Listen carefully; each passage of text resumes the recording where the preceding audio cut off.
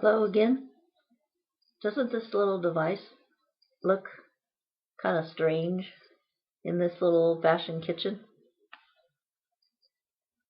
I'm holding it closer because you can tell more what size it is. And, oops, wrong side. This, of course, is my Kindle Fire that I've been reading from on its little stand. And I'll bring it up here so you can see maybe some of the print.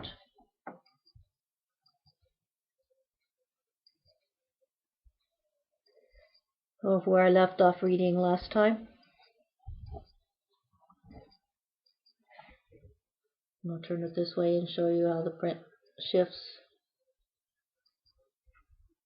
I think actually I read this whole page. So I'll try just to hold it still for a minute, see if the words will come through. Just for the heck of it, I'll try putting it real close.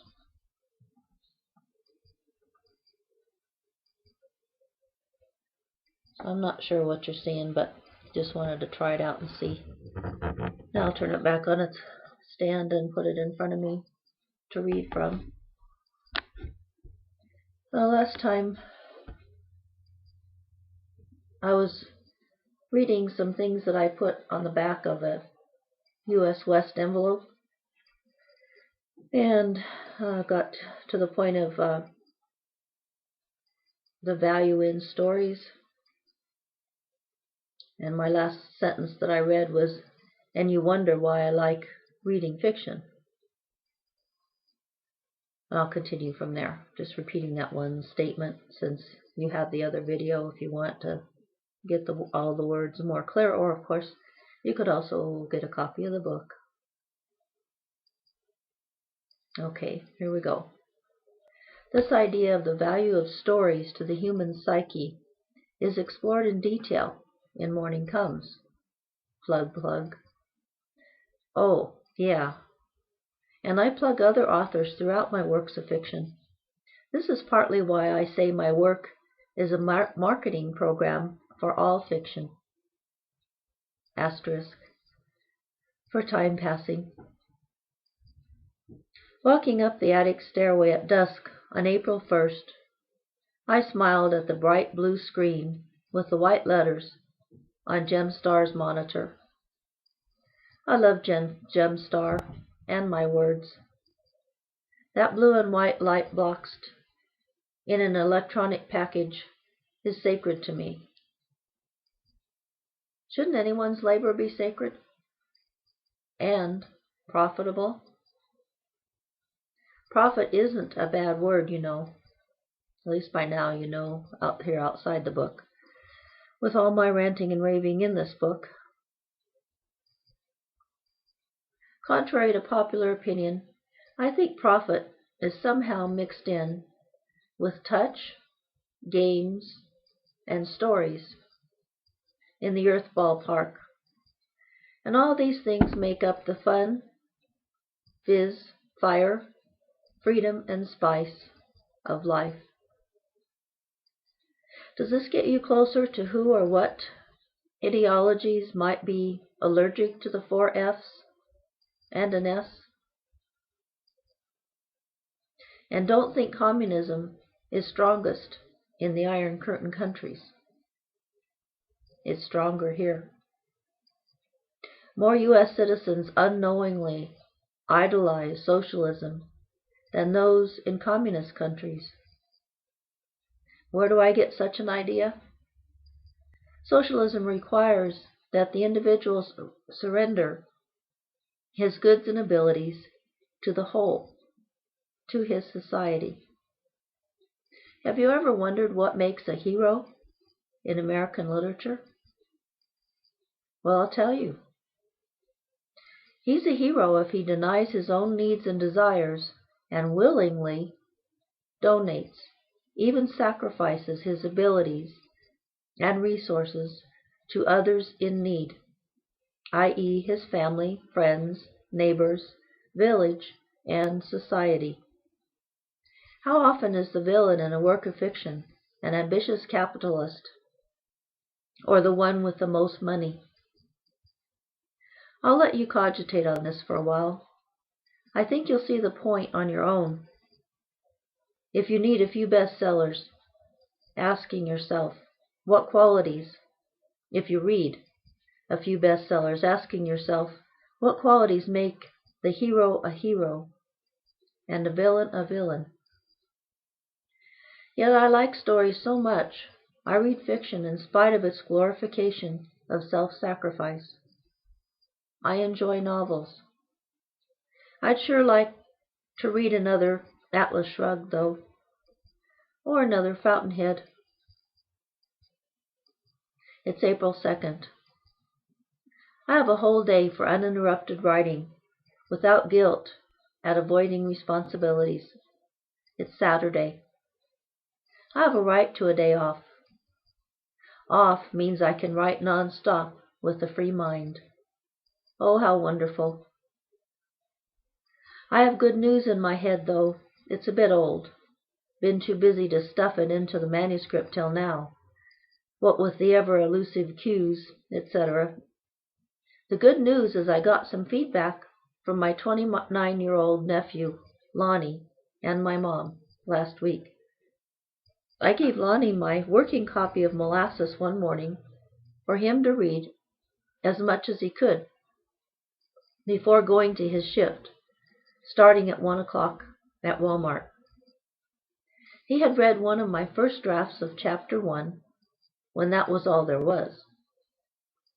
Now, reading a later draft, he wrote on a 3x5 sheet of notepaper.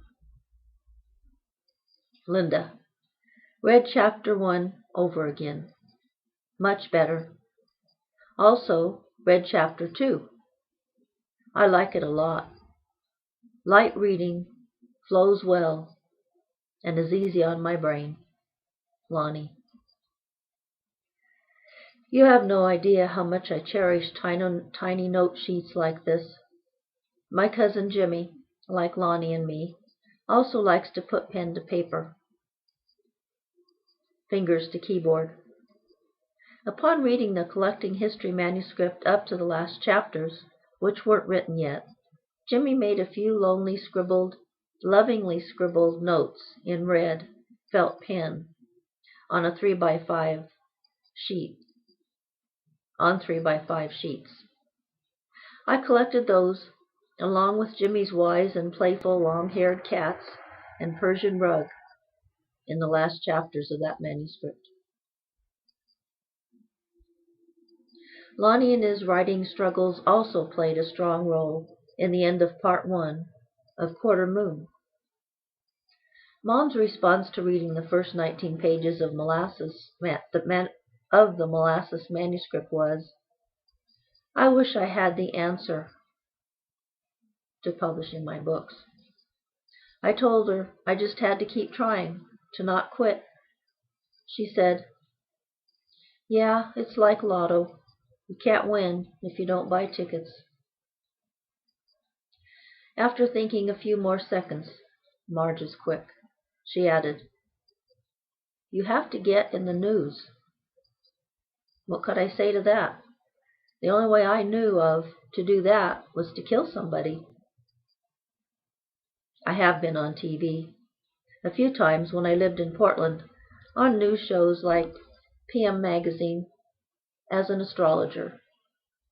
And I was featured on the front page of the Canyon City Daily Record once, when The Rose in the Pyramid first came out. The article was written extremely well by Sonia Johnson, now the news editor of that local paper. I was amazed at how she nutshelled everything I said in the interview with perfect clarity and emphasis.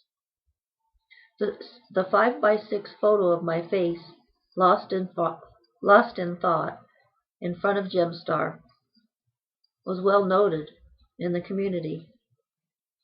Many people still ask me if I'm still writing. I know they want me to succeed. I know they hope I'll never give up. I can feel it. A couple local banks even cut out copies of the article, laminated it, and sent them to me with congratulations. Now I'm sorry for what I said about pandering to banks to borrow money. The local banks are made up of individuals who want me to make it. And of course, every institution has their fart heads who hope no one ever makes it. All groups are made up of individuals, no matter how much they or we try to lump them together. Yet what surprised me at the time was no more than 20 local people bought my book from the Canyon City Book Corral. Mrs. Morelli did buy 2 copies and said it was checked out frequently from the Florence Library. Meg, the proprietor of the Book Corral, set up a book signing in her store. My mom and aunt, Tom's mother and her friend, and his boss's wife, that was Vera Carpine, the wife of Joe Carpine, who's the subject of the new Kindle story I just put out called The Price of Black Diamonds. So this is a note from now in 2012, and today is January 28th, Saturday, when I'm actually recording this. So that was Vera Carpine, Joe's wife, who was one of the very few people who bought The Rose in the Pyramid at the Book Corral book signing. Thank you again, Vera.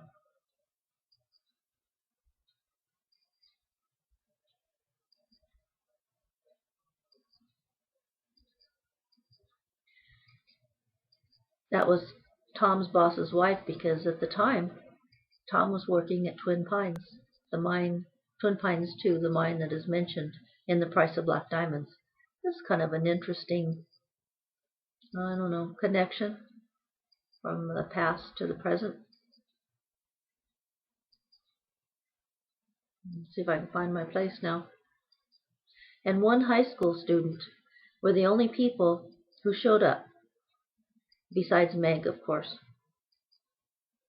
The article in the Daily Record, appearing in January of 1988 and covering 4 by 6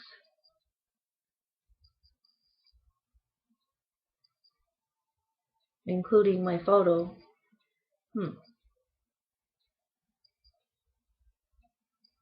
I think I need to edit that sentence, but I don't know how quite at this moment.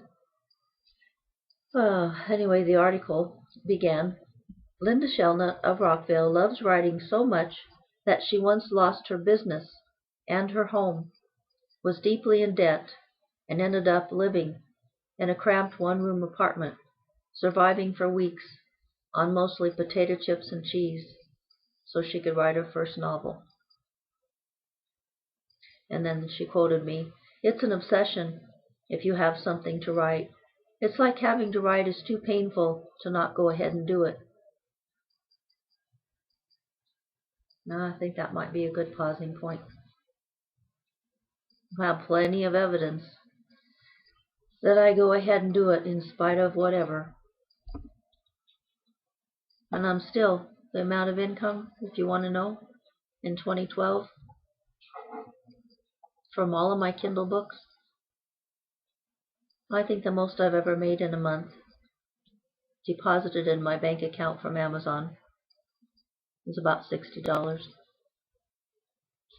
It's strange that won't even pay our power bill or our electricity that we get through labors of coal miners like my husband Tom.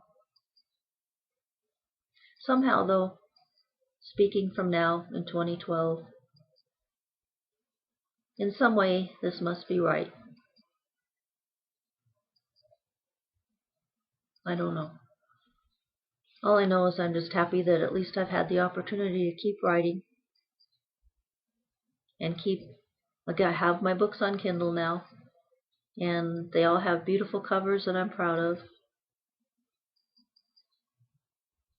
They're available for sale all over the world. So that's pretty good. I only get to make YouTube videos. Oh, I don't know. I'm still a whole lot luckier than a lot of people. So I'll give thanks and wish you all a pleasant morning, afternoon, evening, or whatever time of day it is. Maybe the middle of the night that you're viewing this. And we'll see you next time.